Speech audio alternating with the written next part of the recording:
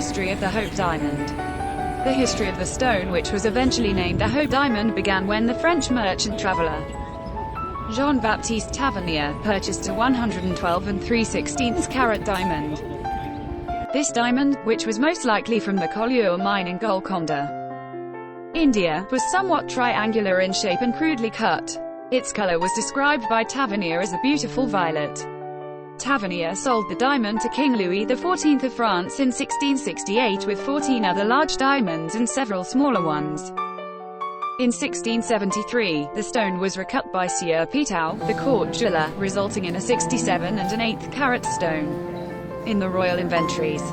Its color was described as an intense steely blue, and the stone became known as the blue diamond of the crown, or the French blue.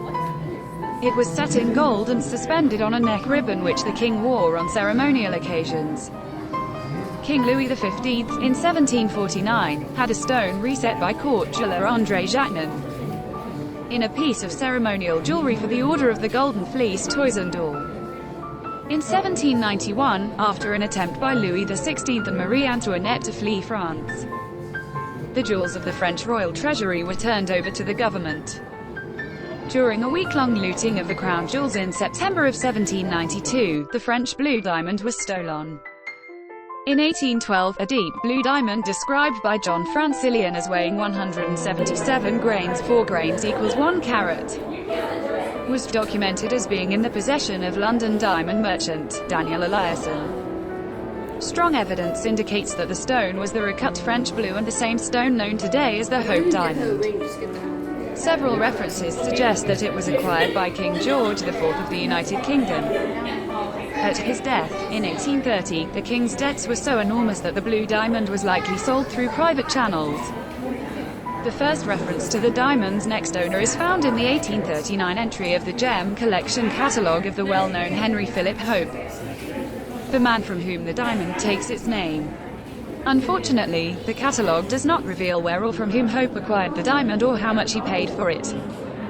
Following the death of Henry Philip Hope in 1839, and after much litigation, the diamond passed to his nephew Henry Thomas Hope and ultimately to the nephew's grandson Lord Francis Hope. In 1901, Lord Francis Hope obtained permission from the Court of Chancery and his sisters to sell the stone to help pay off his debts.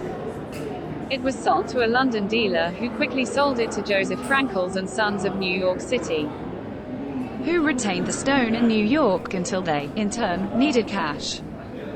The diamond was next sold to Selim Habib, who put it up for auction in Paris in 1909. It did not sell at the auction but was sold soon after to C.H. Rosenau and then resold to Pierre Cartier that same year. In 1910, the Hope Diamond was shown to Mrs. Evelyn Walsh McLean, of Washington, D.C., at Cartier's in Paris. But she did not like the setting.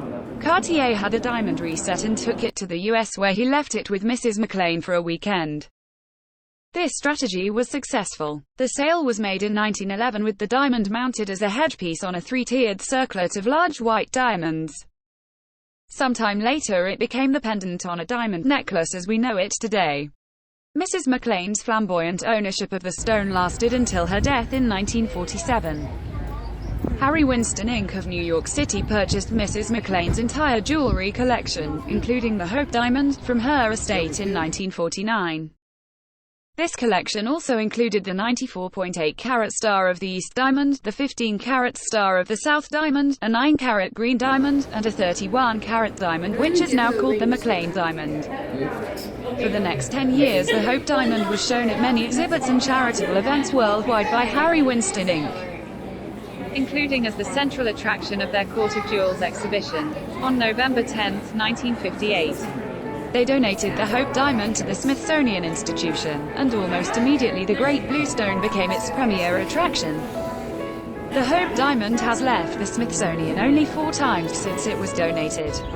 In 1962, it was exhibited for a month at the Louvre in Paris, France, as part of an exhibit entitled 10 Centuries of French Jewelry. In 1965, the Hope Diamond traveled to South Africa where it was exhibited at the Rand Easter Show in Johannesburg. In 1984, the diamond was lent to Harry Winston Inc. in New York, as part of the firm's 50th anniversary celebration. In 1996, the Hope Diamond was again sent to Harry Winston Inc. in New York, this time for cleaning and some minor restoration work. The weight of the Hope Diamond for many years was reported to be 44.5 carats.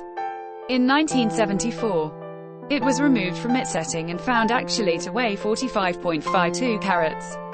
It is classified as a type IIB diamond, which are semiconductive and usually phosphoresce. The Hope Diamond phosphoresces a strong red color, which will last for several seconds after exposure to shortwave ultraviolet light. The diamond's blue coloration is attributed to trace amounts of boron in the stone. In the pendant surrounding the Hope Diamond are 16 white diamonds, both pear shapes and cushion cuts. A bale is soldered to the pendant where Mrs. McLean would often attach other diamonds, including the McLean diamond and the Star of the East. The necklace chain contains 45 white diamonds. In December of 1988, a team from the Gemological Institute of America visited the Smithsonian to grade the Great Blue Stone using present-day techniques.